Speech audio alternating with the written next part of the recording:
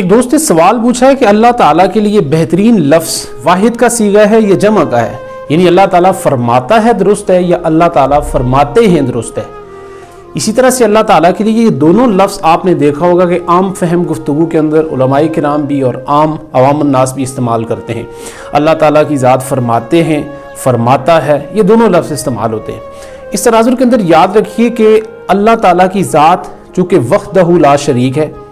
یکتائی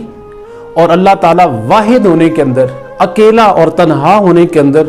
اللہ تعالیٰ کی ساری توحید کا دار و مدار اس کے اوپر ہے کہ اللہ تعالیٰ اکیلا ہے، تنہا ہے۔ اسی تناظر کے اندر آپ کو سورہ اخلاص بھی ملتی ہے جو پوری سورت اللہ تعالیٰ کی توحید کا اعلان کر دیا، قل واللہ احد اللہ الصمد لم یلد ولم یولد ولم یکن لہ کفوا احد۔ کہہ دو وہ اللہ ایک ہے اور اس کا قل واللہ احد اللہ الصمد، وہ بے نیاز ہے، نہ وہ کسی کا بیٹا ہے، نہ اس سے کوئی جو ہے نا وہ اولاد جنی گئی، اور اس کا کوئی ہمسر نہیں۔ یہ اللہ تعالیٰ کی توحید کے اوپر پیش ہوتی ہے۔ تو اسی طرح سے ہمیں اس چیز کی طرف نہیں جانا کہ جس کے اندر اللہ تعالیٰ کی ذات کے لیے جمع کا شائبہ ہو، یعنی اللہ تعالیٰ فرماتا ہے کے اندر آپ کو زیادہ اللہ تعالیٰ کی جو توحید ہے، وحدانیت ہے، وہ ملتی ہے،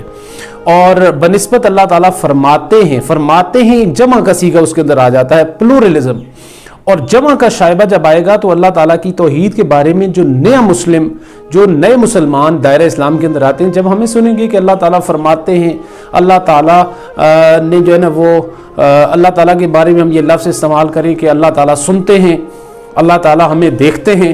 اب ایک سننے والے کے ذہن کے اندر آتا ہے جو نیا مسلمان ہوا ہے، جس نے اسلام کے بارے میں یا اتنی زیادہ معلومات نہیں ہے، وہ سمجھے گا شاید کئی سارے خدا ہیں جو فرماتے ہوں گے، کئی سارے خدا ہیں جو سنتے ہوں گے، کئی سارے خدا ہیں جو بولتے ہوں گے۔ اللہ ایک ہے، اللہ تعالیٰ کے لیے واحد کی ضمیر استعمال کرنی چاہیے، اور اس کے لیے نبی کریم صلی اللہ علیہ وسلم کی حدیث مبارکہ اور قرآن کریم کی آیات بالکل اس کے اوپر شاہد ہیں۔ اللہ تعالیٰ کے لیے جب بھی استعمال ہوا ہے لفظ، وہ واحد کا استعمال ہوا ہے، جمع کا صیغہ ہمیں کہیں بھی نہیں ملتا۔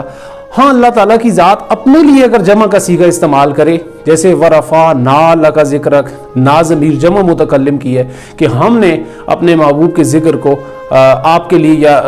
آپ کا ذکر آپ کے لیے بلند کیا، تو اللہ تعالیٰ کی ذات اپنے لیے جو مرضی استعمال کرے، لیکن ہمیں ایک